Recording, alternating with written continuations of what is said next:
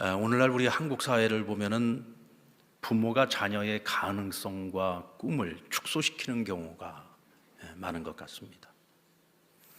아이들은 어렸을 때부터 꿈을 꾸죠. 학교에서 배우는 대로 꿈을 꿉니다. 꿈은 클수록 좋다. 그래서 큰 꿈을 아이들은 계속 키워나갑니다. 근데 부모님들은 항상 현실성이라는 이유를 가지고 자녀들에게 네 현실에 맞는 꿈을 가져라. 네 분수에 맞는 꿈을 가져야 된다.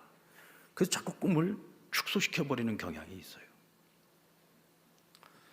만약에 무한한 잠재력을 가진 자녀가 비전이 있는 부모를 만난다면 그 자녀는 인류에게 공헌할 수 있는 보다 가치 있는 삶을 살고 보다 풍성한 인생을 살아가게 될 것입니다. 하나님께서는 항상 역사의 전환점에서 세상을 바꿀 주인공들을 준비하셨습니다. 그리고 그 주인공을 받아내고 또 그들을 양육해서 그와 같은 인재를 키워낼 수 있는 가정을 하나님께서 찾으시고 그래서 그들에게 그 자녀를 맡기시는 것을 보게 됩니다. 오늘 본문에 나오는 엘가나와 한나의 가정도 그 중에 하나인데요. 그들이 살았던 사사시대를 우리는 잘 알고 있습니다. 하나님의 백성이 하나님의 뜻을 따르지 않고 자기 소견에 좋은 대로 살아가는 시대였죠.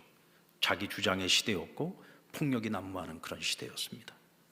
이런 혼란의 시대를 끝내고 하나님을 경외하는 이스라엘이 다시 회복되기를 원하시는 하나님께서 선지자 사무엘을 준비하셨던 겁니다. 그리고 그를 보내시기 위해서 한 가정을 선택하시는데 하나님께서 그냥 고르신 것이 아니라 심사숙고하여 엘가나와 한나의 가정을 택하셨던 것입니다. 우리가 꼭 기억해야 하는 것은 하나님께서 우리 가정에 주시는 자녀들은 여호와의 기업이요 그의 상급이라는 사실입니다. 우리 시편 127편 3절 말씀을 보면 보라 자식들은 여호와의 기업이요 태의 열매는 그의 상급이로다 그랬어요.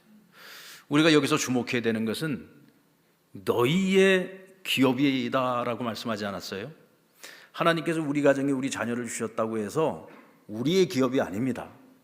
하나님의 기업이라고 했어요. 여호와의 기업이라고 했습니다. 다시 말하면 하나님께서 우리에게 맡기신 그 자녀들은 우리의 소유가 아니라는 뜻입니다. 내가 낳았으니까 내 거지 아니요, 하나님의 소유입니다. 우리는 하나님의 소유인 우리의 자녀들을 잠시 이 땅에서 맡아서 기르는 것입니다. 그래서 우리는 이 자녀들을 양육할 때에 하나님의 자녀로서 하나님 나라와 하나님의 영광을 위해서 살아갈 자녀로 그들을 양육해야 되는 책임이 있는 거죠. 그리고 하나님께서 우리 자녀들에게 자녀를 허락하시는 것은 우리가 그 자녀를 감당할 만해서 우리에게 맡기신 것이 아니라 하나님 우리에게 맡기신 선물입니다. 할렐루야. 선물입니다. 여러분, 남자와 여자가 만나서 부부가 되고 가정을 이루면 그냥 자연스럽게 다 아이들이 생기나요? 그렇지 않습니다. 오늘날에 아이를 갖지 못해서 열심히 지금 기도하고 있는 가정들도 많이 있고요. 또 인공수정이라든지 여러 가지 방법을 통해서 아이를 갖기 위해서 애쓰고 있는 가정들이 많이 있습니다.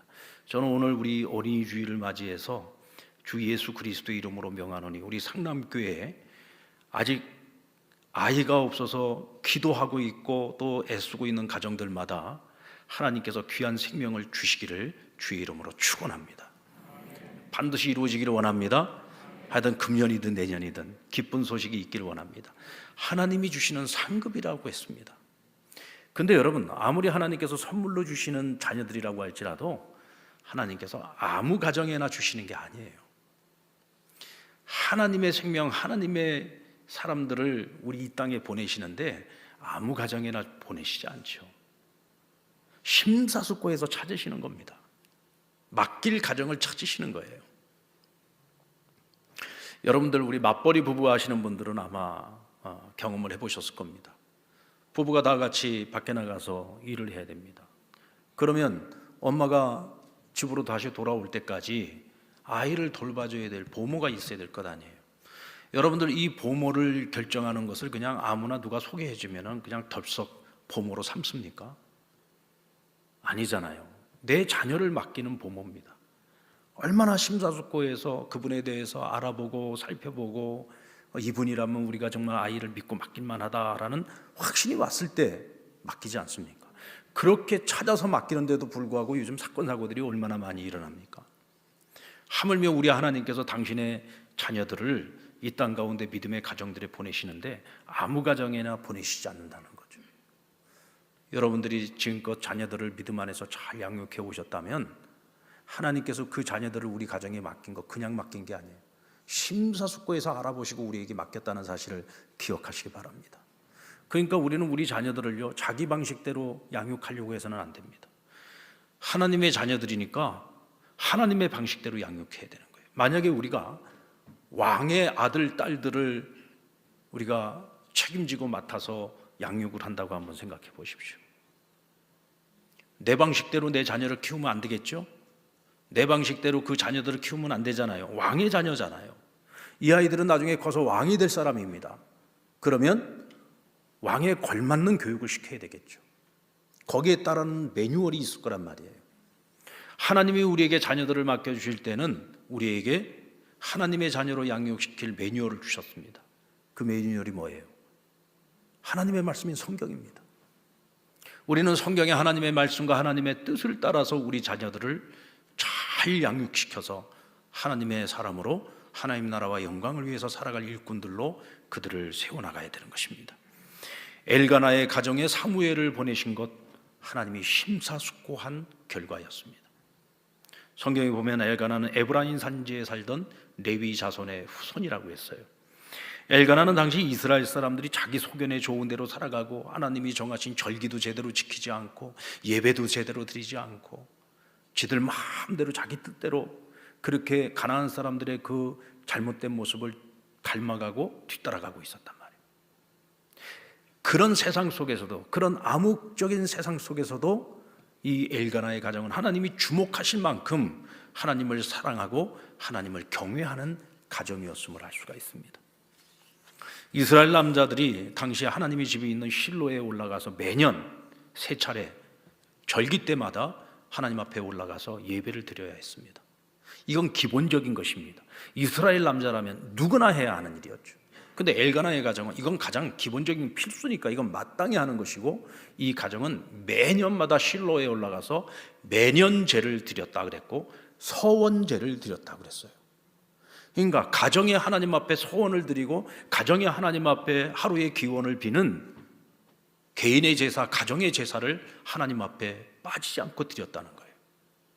그러니까 당시에 일반 가정들이 제멋대로 살아가는 가정들이었다면 이 가정은 철저하게 하나님을 사랑하고 하나님을 경외하고 하나님의 말씀의 법을 따라서 살아가는 그런 귀한 믿음의 가정, 신실한 가정이었다는 것을 알 수가 있죠. 여러분, 오늘날 사람들이 죄를 짓고 그 죄를 합리화할 때 가장 많이 쓰는 말이 어떤 말입니까? 요즘 세상이 다 그렇잖아요. 남들도 다 그렇게 살지 않습니까? 근데 뭘 유독 우리만 그렇게 별나게 살아야 됩니까? 이런 말을 가지고 자신들이 저지르는 그 죄를 굉장히 합리화시키면서 살아가는 것을 볼 수가 있습니다. 그런데 여러분, 아무리 세상이 타락하고 아무리 세상이 전부 다 그렇게 서로를 핑계대면서 살아간다고 할지라도 적어도 하나님의 가정, 하나님의 사람들은 절대로 우리가 그런 생각조차도 하지 말아야 되고 절대로 그런 말을 우리의 입 밖에 내서는 안 됩니다. 세상이 타락할수록, 세상이 엉망일수록 우리 믿음의 가정은 하나님의 법을 따라야 되고 하나님의 말씀을 따라야 되고 하나님의 뜻을 따라서 살아가야 되는 것입니다. 그래야 세상에 희망이 있지 않겠습니까? 세상이 다 그렇다고, 남들이 다 그런다고 우리도 그렇게 살아버리면 세상에 무슨 소망이 있겠습니까? 욥이 동방의 의인으로 인정을 받았던 이유는 그가 어떤 상황 속에서도 하나님을 경외했기 때문에. 사단이 하나님께 이 욥을 참소했습니다. 하나님은 그를 동방의 의인이라고 여겨주시는데 하나님께서 당신이 그에게 너무나 많은 것을 주셨으니까 당연히 그가 하나님을 경외하지 않겠습니까? 그래서 결국은 욥이 가지고 있는 건 모든 것을 다 빼앗아 갔습니다. 모든 걸 다 잃었습니다. 남은 거라고는 딸랑 생명 하나 남아있는데 그 가운데서도 그는 하나님을 경외했고 끝까지 하나님께 대한 믿음과 의리를 지켰습니다. 그게 욥의 신앙이었습니다. 그런데 그런 욥의 신앙을 우리가 단적으로 볼 수 있는 것이 자녀 교육에서 볼 수가 있어요. 자녀들이 다 장성했습니다. 가정을 이뤘습니다. 근데 다 큰 자녀들이 생일을 맞이해서 자기 집에서 형제들을 다 불러다 모아놓고 잔치를 벌입니다. 그리고 그 잔치가 끝나고 나면 그 다음날 아침에 욥이 그 자녀들을 전부 자기 집으로 부릅니다. 그리고 자녀들의 명수대로 희생 제물을 잡아서 하나님 앞에 번제 제사를 드렸습니다. 왜 그랬을까요? 혹이라도 지난밤에 잔치를 벌이면서 우리 자녀들이 생각으로나 입술로나 혹은 행위로 하나님 앞에 실수를 범하지 않았을까? 혹은 다른 사람들에게 실수를 범하지 않았을까? 그래서 하나님 앞에 정결의 제사를 드렸던 거죠. 자녀들의 죄를 속죄함을 받기 위해서 정결의 제사를 드렸던 겁니다. 어쩌면 자녀들 입장에서는 그렇게 생각할 수도 있어요. 야, 이거 우리 아버지 너무한 거 아니야? 아니, 꼭 이렇게까지 해야 돼? 아니, 지난밤에 우리가 얼마나 조심했는데 굳이 꼭 이렇게까지 해야 될 필요가 있어? 라는 생각을 머리 큰 자녀들이니까 충분히 할 수 있지 않겠습니까? 그런데 여러분, 이것이 어쩌다가 한 번 하는 것이 아니었어요. 아이들이 어렸을 때부터 이와 같이 매년 생일 때마다 잔치가 끝나고 나면 이와 같이 하나님 앞에 번제를 드렸어요. 평상시에 이 자녀들 하나님, 여호와 하나님을 경외하는 그 교육을 얼마나 철저히 시켰는지 모릅니다. 그러니까 이 자녀들은 아마도 잔치를 벌이면서도 이렇게 생각했을 거예요. 아, 우리가 하나님 앞에 범죄하면 안 돼. 우리가 이웃들에게 부지중에 죄를 지어서는 안 되지. 그래서 잔치를 베풀면서도 말과 행동에 있어서 철저하게 조심하면서 그렇게 잔치를 지냈을 것입니다. 잔치를 마치고 난 후에 아버지가 번제 제사를 드릴 때에도 그래, 맞아, 우리가 지난밤에 나름 노력은 했지만 우리도 모르는 사이에 하나님 앞에 죄를 범했을 수도 있지. 그러면서 함께 번제를 드리면서 철저하게 하나님 앞에 회개하고 하나님을 경외하고 하나님 앞에 영광을 올려드리는 예배를 드리지 않았겠습니까? 이것이 여러분, 어렸을 때부터 우리 자녀들을 신앙으로 기르고 양육하고 교육시키는 힘입니다. 힘. 그것이 바로 결과인 거죠. 우리 자녀들을요, 어렸을 때 애들이 좀 귀찮아하고 좀 짜증을 낼지라도요, 정말 신앙 안에서 바르게 양육을 시켜놓으면은 나중에 이 아이들이 성장을 해가지고 이 아이들이 부모가 되었을 때 부모님이 우리에게 보여주었던 그 아름다운 신앙의 모습, 하나님을 경외했던 그 모습이 오늘 우리의 신앙을 여기까지 올 수 있게 해줬다는 사실을 깨닫게 됩니다. 그때 정말 우리 부모님들에게 고마운 마음을 갖게 되겠죠. 그리고 그 자녀들의 가정도 역시 찬송 소리, 기도 소리가 그치지 않는 여호와를 경외하는 가정이 될 것입니다. 하나님의 은혜와 하나님의 축복이 넘치는 그런 가정이 될 수밖에 없는 거죠. 이효령 씨 우물을 파는 사람들 그 책에 보면 이런 에세이가 나옵니다. 물건을 많이 들여놓을수록 내 몸이 쉴 빈자리는 그만큼 사라진다. 그리고 동시에 방을 가득 채우고서도 나를 구속하지 않는 것이 있다면 그것은 빛이고 향기이고 바람과 같은 공기라는 것을 알게 되었다. 그렇다, 이 방 안을 물건이나 내 몸뚱이로 채울 것이 아니라 빛과 향기와 공기처럼 눈에 보이지 않는 영혼으로 가득 채워야 한다고 생각하고 있을 때 성경 구절 한 구절이 떠올랐다. 수고하고 무거운 짐진 자들아 다 내게로 오라.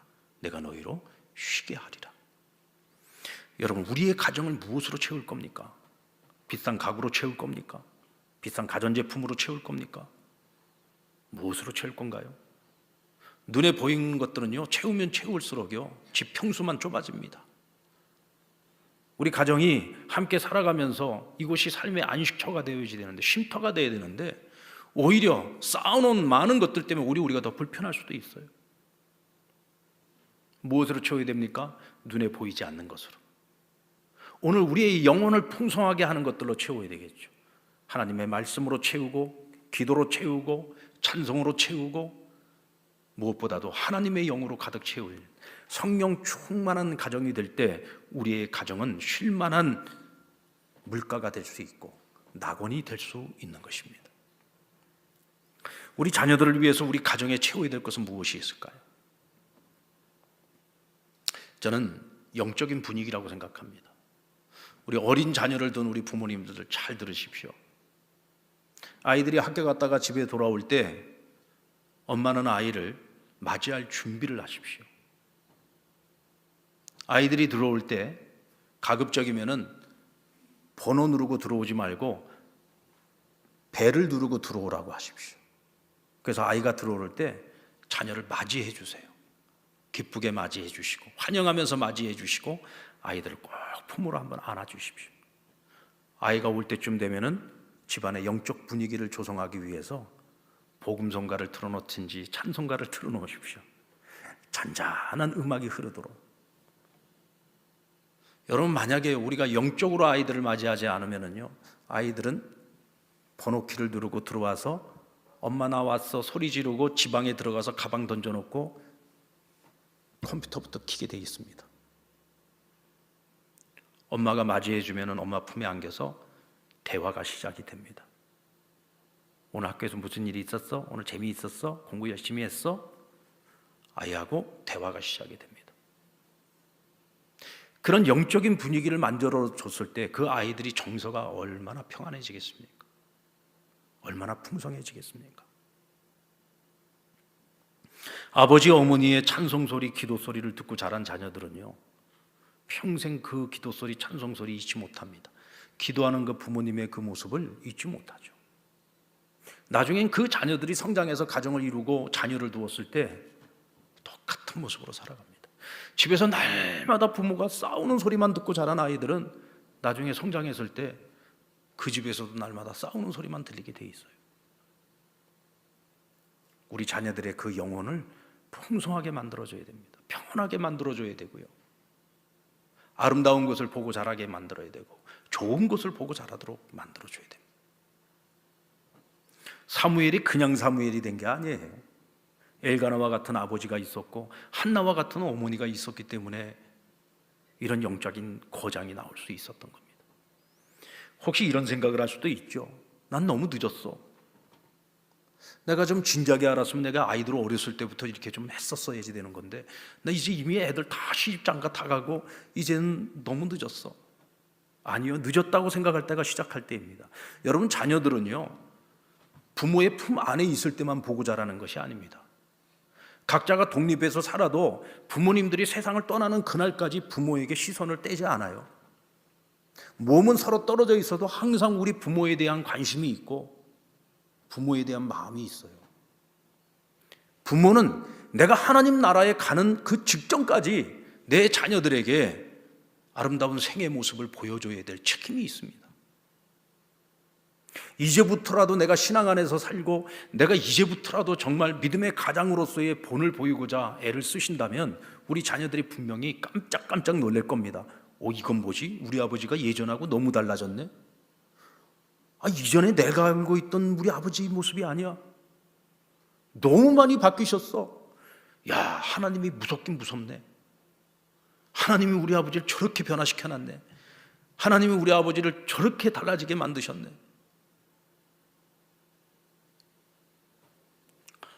제가 지난 수요 시간에도 한번 말씀드렸습니다만 저희 교회 은퇴 장로님 세상 떠나시기 전에 제가 마지막 신방을 갔다 왔어요.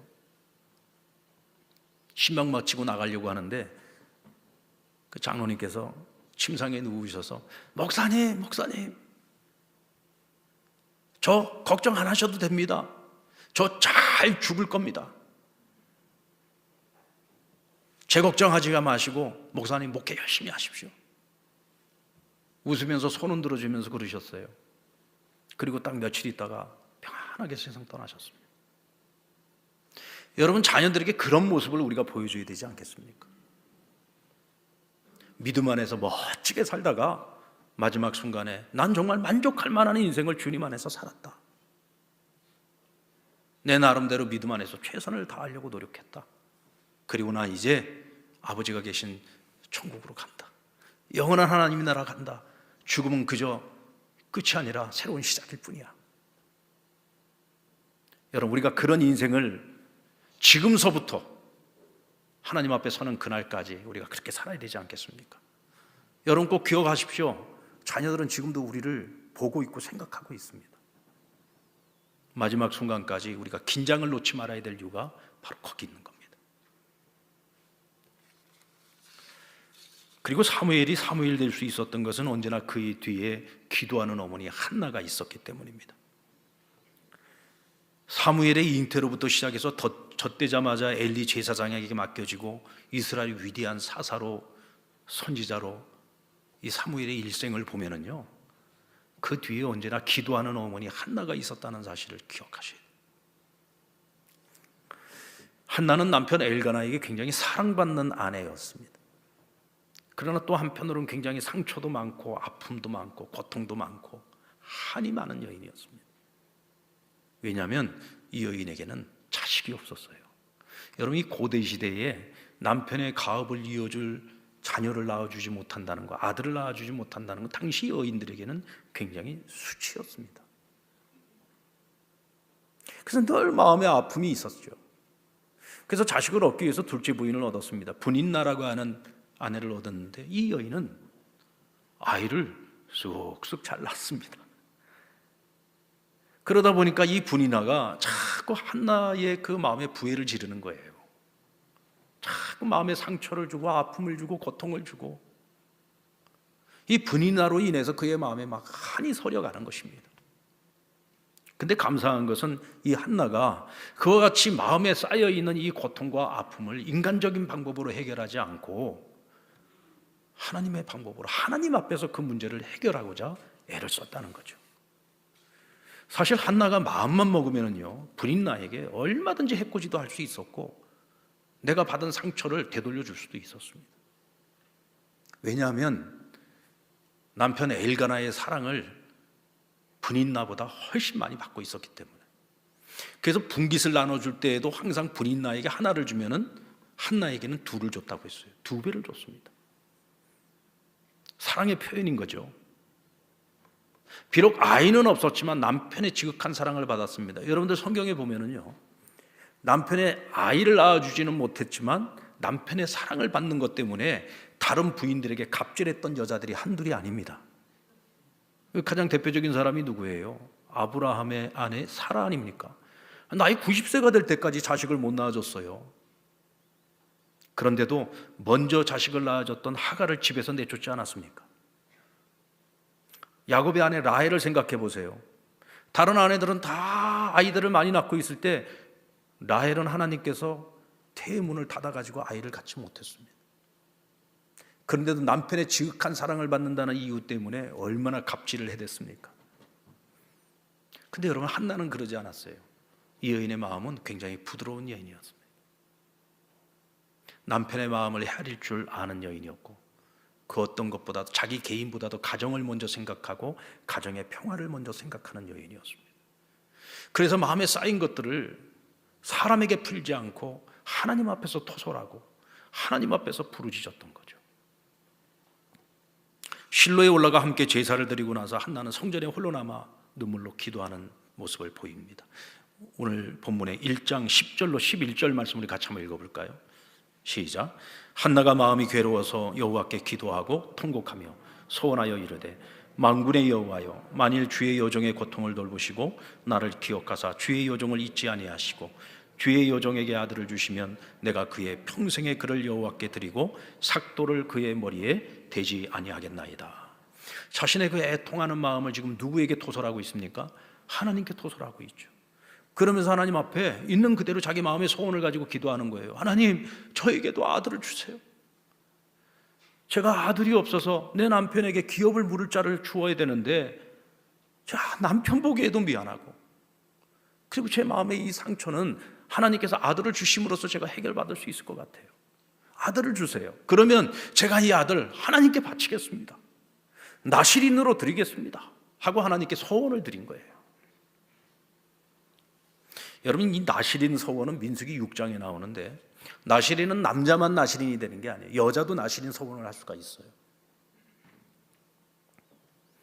그리고 우리는 나실인이 된다 그러면은 뭐 일평생을 나실인으로 산다라고 생각하는 그게 아닙니다. 어떤 사람은 몇 개월 동안을 나실인으로 살 수도 있고, 어떤 사람은 몇 년을 나실인으로 살 수도 있고, 어떤 사람은 평생을 하나님께 나실인으로 살아갈 수도 있는 거예요. 이 나실인으로 산다는 건 뭐냐면 세상의 모든 것을 끊고 오직 하나님만을 위해서 나의 시간과 물질과 내 육체와 모든 것을 희생하고 드리는 기간을 말하는 겁니다. 부모의 서원을 통해서 평생을 나신인으로 살았던 사람들 대표적인 인물들이 누구예요? 삼손, 그리고 오늘 사무엘, 그리고 세례 요한과 같은 사람들이 이와 같이 부모의 서원을 따라 일평생 나시론으로 살았던 사람들이죠. 근데 한나가 이 성전에서 기도하는 모습을 당시에 엘리 제사장이 보게 됩니다. 근데 이 여인이 기도하는 그 입을 보더니 저 여자가 술을 먹고 지금 성전에 들어왔어? 그리고 술 먹었다고 책망을 하는 거예요. 여러분, 당시 이 엘리 제사장은요, 아주 영성이 바닥이 난 제사장이었습니다. 아니, 성전에 들어와서 기도하고 있는 여인의 모습을 보면서 어떻게 그것을 술 취했다고 생각을 할 수가 있을까요?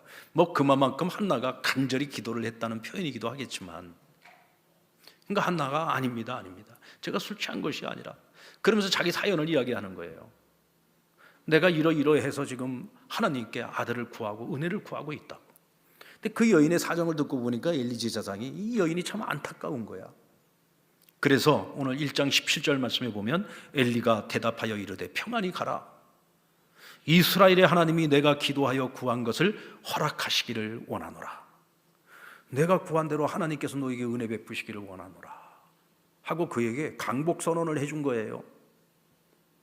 자, 그때 한나가 어떻게 그것을 받아들이고 응답하는지 볼까요? 18절 말씀에 보면 이르되 당신의 요정이 당신께 은혜 있기를 원하나이다 하고 가서 먹고 얼굴에 다시는 근심하는 빛이 없더라 그랬어요. 무슨 뜻입니까? 엘리 제사장의 강복 선언을 주여 믿습니다 아멘 하고 받아들인 거예요. 나에게 주시는 하나님의 약속으로 그 말씀을 받은 겁니다. 그리고 그것을 믿었습니다.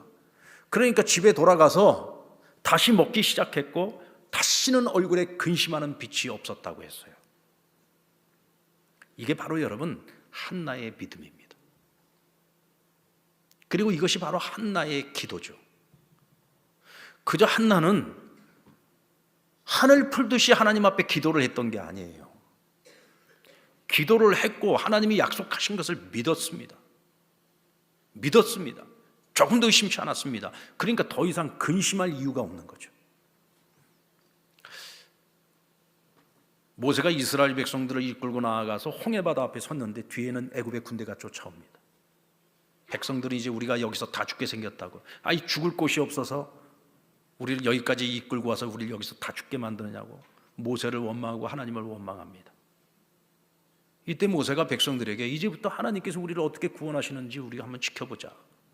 너희가 보는 애굽 사람들 이제 다시는 보지 못할 것이다. 하나님께서 너희를 위해서 싸우실 것이다.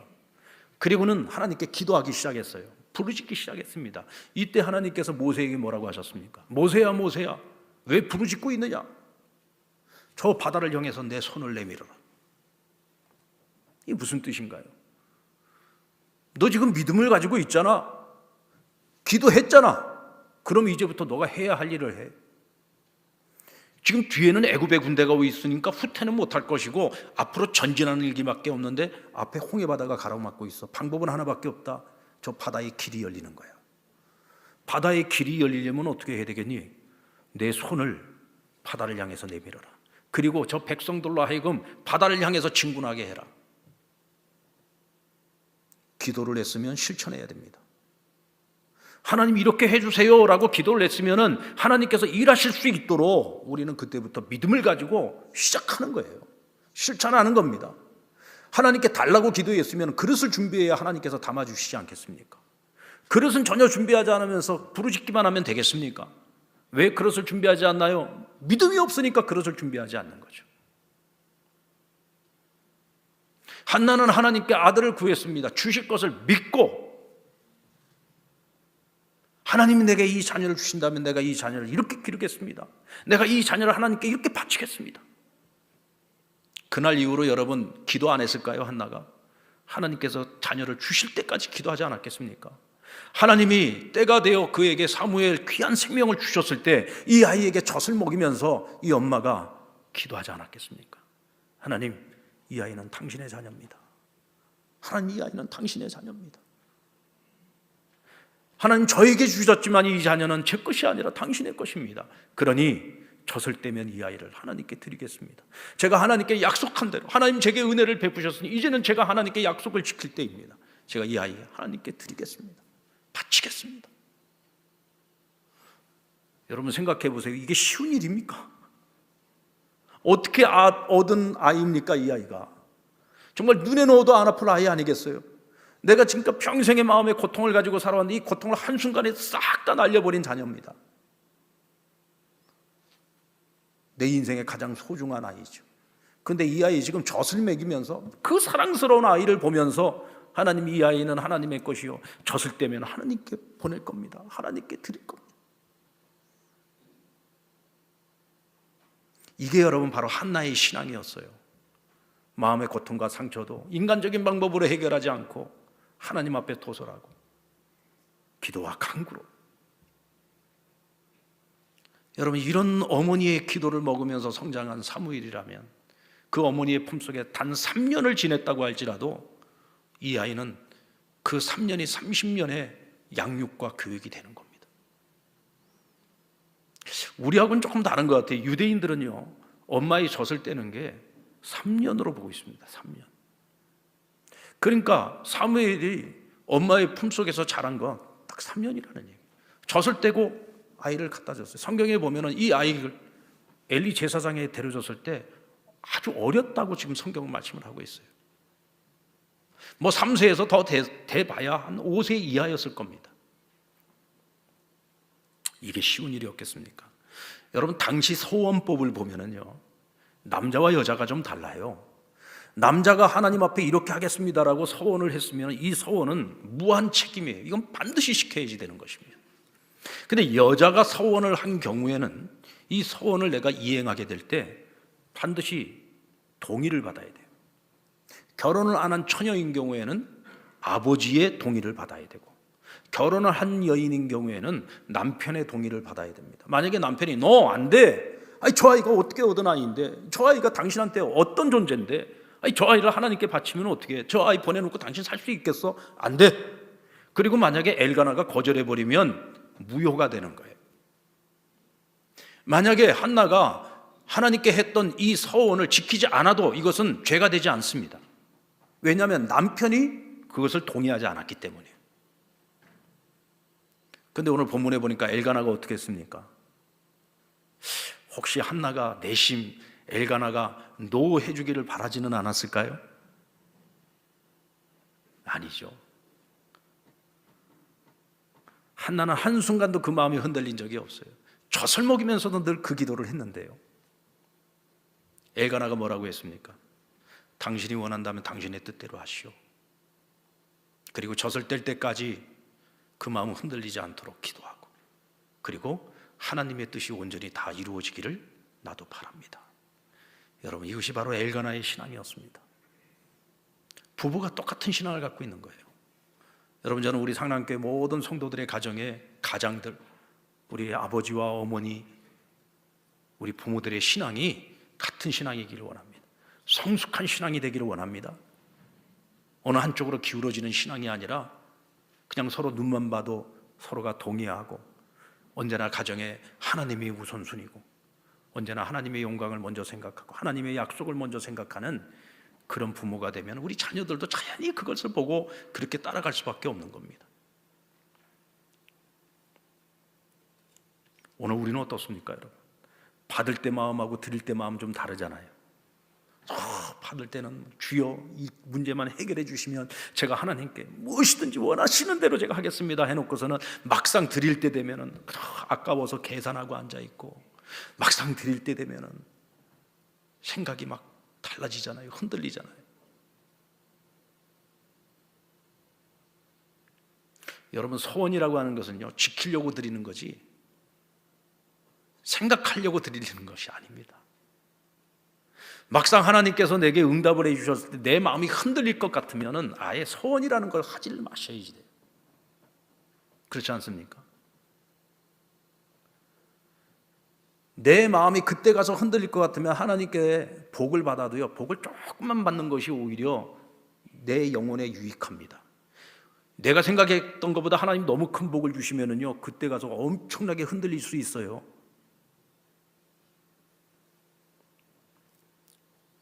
제가 더 구체적으로는 말씀드리지 않겠습니다.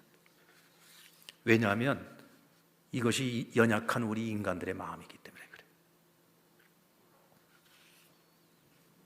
여러분, 한나는 그 자녀를 내 것으로 생각하지 않았습니다. 아니, 그 자식뿐만이 아니고 내게 주어진 모든 것이 내 것이 아니요, 하나님의 것이라는 분명한 믿음이 있기에. 여러분, 아브라함도 그러지 않았습니까? 하나님께서 이삭을 바치라고 할 때에 그는 주저하지 않고 하나님께 이삭을 바쳤습니다. 100세에 얻은 아들이었습니다. 약속의 자녀였습니다. 그렇게 오랫동안 기다려서 얻은 자식이었습니다. 근데도 하나님이 달라하시니 드렸습니다. 왜요? 몇 세에 주셨든지 상관없이, 어떤 자식이든 상관없이 하나님의 것이기 때문입니다. 그러게 하나님께 드리고자 했을 때 이삭도 그 아버지의 믿음을 보고 자신도 그 죽음을 받아들였어요. 이때 여호와 이레의 사건이 있었잖아요. 여러분, 자식들은 보고 배우는 겁니다. 하나님과의 약속을 지키고자 내게 가장 소중한 것들을 포기하는 그 아버지의 모습을 보면서 그 자식도 아버지의 그 믿음의 길을 따라가는 것입니다. 여러분, 오늘 우리가 사는 시대는 사사시대보다도 더 특별한 시대를 살고 있죠. 포스트 모던 시대입니다. 사사시대 사람들이 자기 소견에 좋은 대로 살았다면 오늘 이 시대 사람들은요, 지 멋대로 살아가는 시대입니다. 진리라는 게 없어요. 내가 믿지 못하고 내가 받아들이지 못하는 건 진리로 받아들이죠. 절대 진리라는 것이 없습니다. 그래서 오늘 이 시대에 복음 전하는 일이 더 힘든 거예요. 복음은 절대 진리잖아요. 내 마음이 받아들이지 않으면 절대로 인정하지 않습니다. 점점 더 삭막한 시대를 살아가고 있죠. 거기서 이제 우리 한 걸음 더 나아가서 포스트 코로나 시대를 살고 있습니다. 이제 코로나가 끝나고 난 그 이후의 세상은 어쩌면 우리가 이전에 경험했던 세상, 포스트 코로나 시대보다도, 아니, 이 포스트 모던 시대보다도 훨씬 더 새로운 시대요. 그러면서 또 한편으로는 굉장히 삭막한 시대가 될 것입니다. 모든 것이 빨리 변하는 시대, 사람들의 가치관과 세계관도 급격하게 변화될 것입니다. 이와 같은 시대에 하나님을 경외하고 하나님의 뜻을 따라서 살아간다? 아마도 그런 우리 그리스도인들을 볼 때 세상 사람들은 그럴 거예요. 참 고리타분하다. 어떻게 아직도 저는 전 근대적인 사고방식을 가지고 살아가냐? 어떻게 저렇게 상식에 어긋나는 삶을 살아가, 시대에 뒤떨어지는 생각을 하면서 살아가냐? 여러분, 세상 사람들이 우리를 보고 누가 뭐라고 어떤 조롱을 한다고 할지라도 우리가 거기에 주눅들 필요가 없습니다. 왜냐하면 결국 이 세상을 조금이라도 더 나은 방향으로 이끌 수 있는 사람들은 세상의 변화에 따라서, 그 흐름에 따라서 날마다 함께 흘러가는 사람들이 아니라 하나님 앞에서, 절대 진리 앞에서 진리를 붙들고 살아가는 사람들이 이 세상을 바른 길로 이끌어가는 것입니다. 아멘입니까? 그것이 이 땅의 교회가 가지고 있는 사명이고, 이 땅의 믿음을 가지고 살아가는 우리의 사명이고, 믿음의 가정이 감당해야 되는 사명인 것입니다. 세상이 다 그런다, 남들도 다 그렇게 산다, 아니요, 우리는 남들이 다 그렇게 살아도 구별된 삶을 살아가야 되는 그리스도인입니다. 그리고 바로 그런 그리스도인의 가정이라는 사실을 잊지 마십시오. 이제라도 늦지 않았습니다. 이제라도 늦지 않았습니다. 하나님의 꿈을 심어주는 부모가 되십시다. 자녀들은 현실을 보면서 자꾸 자기 꿈을 축소시키려고 해도 부모는 너는 하나님의 자녀야, 너는 이 천하 만물을 창조하신 하나님의 자녀야, 전능하신 하나님의 자녀야, 하나님이 너와 함께 하시면 능치 못함이 없어. 꿈을 크게 가져. 너 하나만을 위한 인생이 아니라 인류에게 공헌할 수 있는 사람이고, 너는 하나님 나라를 위해서 공헌할 수 있는 사람이야. 하나님이 너와 함께 하시기만 한다면, 너가 하나님의 손을 붙잡고 하나님과만 일평생 동행할 수 있다면 너가 가지고 있는 꿈만큼 너는 그만한 사람이 될 수 있어 라고 꿈을 확장시켜줘야 되는 거예요. 여러분, 우리 자녀들의 꿈을 절대로 축소시키지 마십시오. 꿈을 확장시켜 주십시오. 그러기 위해서 먼저 우리가 믿음의 본이 되어야 합니다. 여러분들 하나님을 경외하는 믿음의 사람들이 되십시다. 우리 자녀들에게 그런 모습을 보여줘야 됩니다. 모든 것에 하나님께 우선순위를 둬야 돼요. 하나님 중심으로 모든 것을 선택하고 결정할 수 있는 그런 모습을 보여줄 수 있어야 됩니다. 좋은 성품과 좋은 인격을 갖춘 부모의 모습을 자녀에게 보여주십시오. 아멘입니까? 좋은 성품의 모습을 보여주십시오. 그래야 우리 자녀들도 좋은 성품을 가진 자녀가 됩니다. 어떤 경우에도 자녀들 보는 앞에서 부부싸움 하지 마시고, 서로 혈기 부리고 서로에게 막말하고 싸우고 다투지 마십시오. 나중에 하나님 앞에 가서 책망 듣습니다.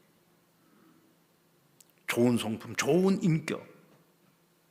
우리 믿는 사람들이 이 인격이 파탄나고 성격이 파탄나고 성품이 파탄나면은요, 하나님의 영광 다 가려우는 겁니다.